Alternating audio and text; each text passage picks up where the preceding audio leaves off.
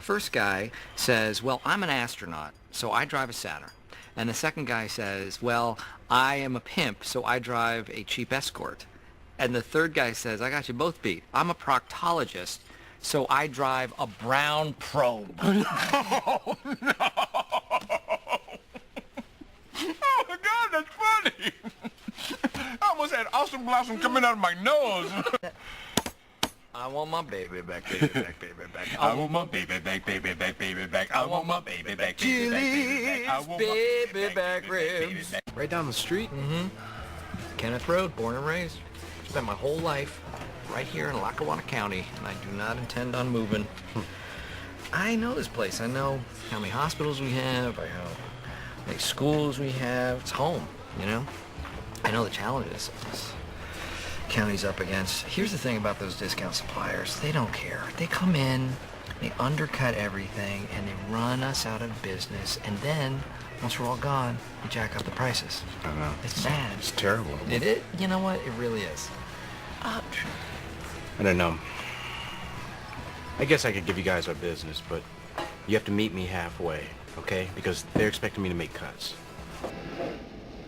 So my analysis, I see that Michael's purpose is a little bit different than Jan's. Jan just wanted to land the contract. Michael's trying to get a better contract. The audience, Jan didn't really consider the audience. Michael did, built a rapport, and as a result, he seemed to get a little bit more money. The information is the same. If you noticed how he presented it, he related it to himself instead of just throwing capers. The benefits of dealing with Dunder Mifflin is that they won't raise their prices, unlike these big box stores that will raise the prices once all the other smaller companies are in the picture. Anybody see how he dealt with the objections?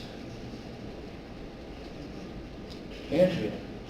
I don't know if this is right, but he kind of, like you said, he addressed it to himself. He's like, well, I know how it is, and I've been there, and blah, blah, blah, blah. Right.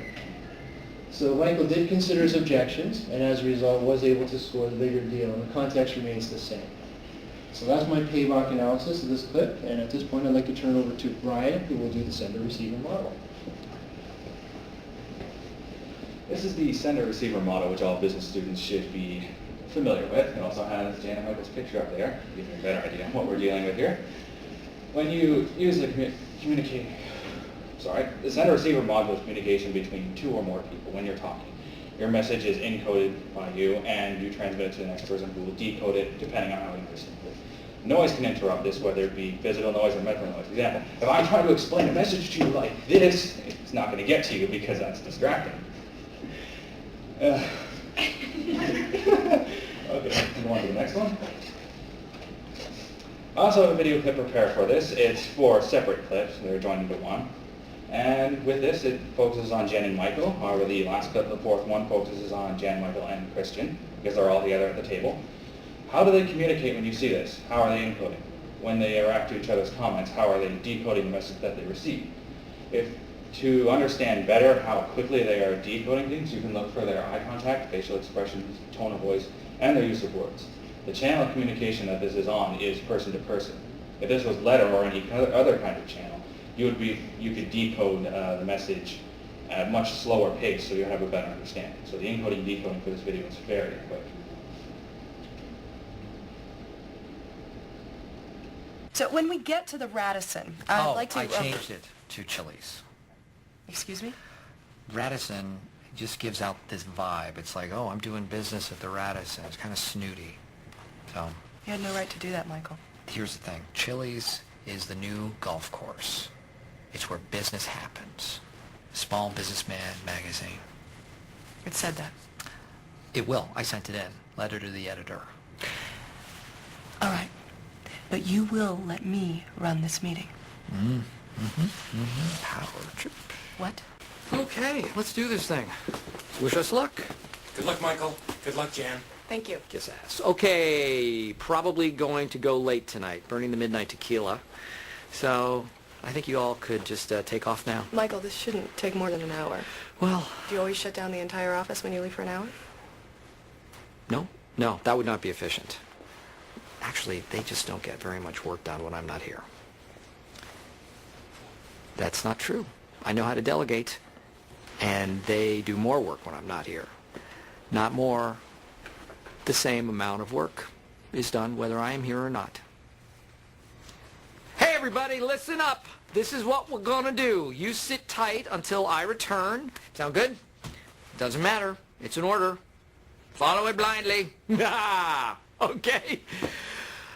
All right. Ciao. Adios. Those clips, you can see how uniquely they're encoding and decoding, especially in the second clip. The second clip is much different from the first one, though, because Michael has his own personality that you have to decode. However, Jan's put up a wall to that, which is why her next encoding message is rather negative in a way. You can see how she negatively puts up and challenges his authority and his own work against his employees. So I'll show you the clips of them getting to Chili's and a clip in the middle of that. So which way is Chili's? I'll drive. Oh, no, that's all right. I want to leave straight from It's there. just a couple blocks away, so... Boy, you really don't know Scranton, do you? I know Scranton. At all.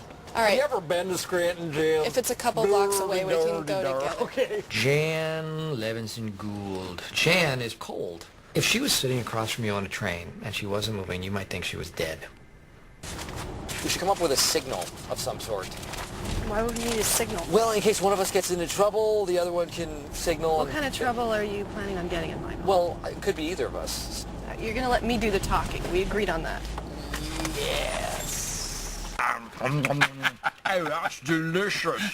I love it. We would probably be upset with ourselves if we went this whole night without talking business. So Dunder Mifflin can provide a level of personal service to the county that the warehouse chains just can't match. Well, we are out to save money. What's the bottom line? That's why I wanted a signal between us, so I wouldn't have to just shout nonsense words. That's her fault. While they're getting into the car, you can see how he wants to place up a signal, encoding a message that he wants to play this thing safe so that if any trouble happens, they can get to it. But with Jan's wall up, blocking his blocking the encoding of the next message that he's trying to put out, you can see that she doesn't want to go with it. And the clip after that, when Jan starts talking about how they should continue doing business, you can see it in Michael's eyes, what he's thinking. You can see he's about to encode his next message, even though it just happens to be shouting nonsense. And after that, this clip right here is one that we want to show, but it is very similar to the one Alan had posted up there. You can see how he continues to go through the meeting, encoding how he knows what's going on here and how he obtains the contract. And that's it for the clips with Michael's encoding and decoding, and we will change this up to Harry, who will do Michael's hierarchy.